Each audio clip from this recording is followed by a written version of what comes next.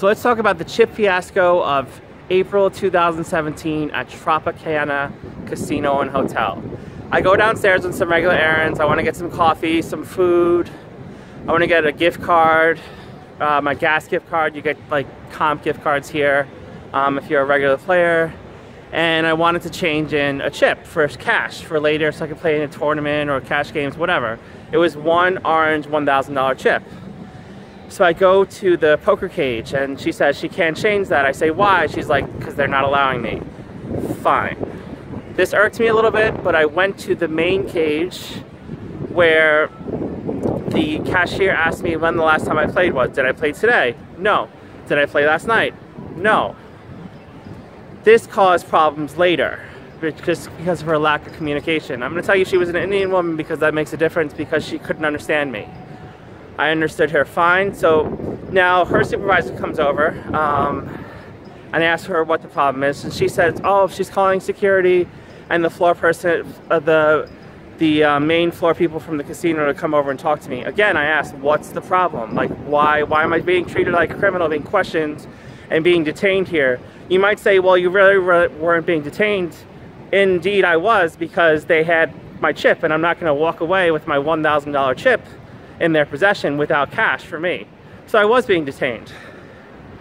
So after like 8-9 more minutes, and it was that long, security and the floors came over and they literally surrounded me around the cage area like I was a criminal. And they started questioning me like, where did I get this chip, etc., etc. I was like, I regularly change my cash after poker sessions before I leave AC into chips, just because that's how I do. I mean, that's how poker players hold value sometimes.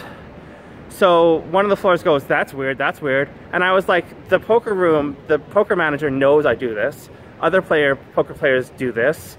Many poker players all around the country do this, so it's not weird. Maybe you just don't know what you're doing. Maybe you just don't know what your fucking job is. So after a time, after one of the floors said, oh, they recognized me, then things got easier on me. But then they took down my license information, and I was really perturbed about that, because like, why are you doing that? Especially when we've already established that I'm a known player. So after that, they just start walking away once everything is okay now. And I was like, no, no, no, you're not getting off that fast. You guys at least have to comp me, or at the very least, tell me what the deal is. You treat me like a criminal, embarrass me on the main floor. Literally 4 people surrounded me in the cage area, 2 security guards and 2 floor personnel. He goes, oh, well, we had a theft of about 100,000 in orange chips. Well, you know what? If you had told me that before you got all crazy and started questioning me and asking for my ID and the last time I played, then I would have been a lot more helpful and I wouldn't be as pissed as I am now. So I went back up to my room and I just wanted to leave AC. Like, this is like another bad AC experience. I was just like so pissed, and like I had like that tilt on, like I had that like tilt in my brain, and I knew if I played right then, things would go wrong. I would just lose. So I didn't play in the night session of the tournament, nor have I played cash yet.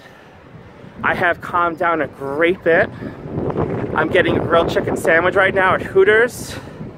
I'm gonna chill, have some more coffee, and then I'm gonna head over to the Borgata and we're gonna play. But I just wanted you to know like how ridiculous it gets sometimes, and how casinos really do make it hard for professional players to frequent their establishments, just to be unbothered sometimes. I think casinos, especially big places like Tropicana that prey on like the small to mid-type tourists, don't really want us there. I mean, I've taken Tropicana to be the place I go instead of the Taj when it closed down. That was my home base. I loved it at the Taj. I felt comfortable there. The service was great, and I've taken Tropicana as the second option now, as my main option, because it reminds me a lot about the Taj. I'm going to be rethinking that in the future. I think when I come to AC, I'm going to be playing a lot more at the Borgata. And I don't know, maybe perhaps the Golden Nugget. I really don't like the vibe Harris has. So till tomorrow, I hope I have some great results to tell you tomorrow. And I hope it's a better trip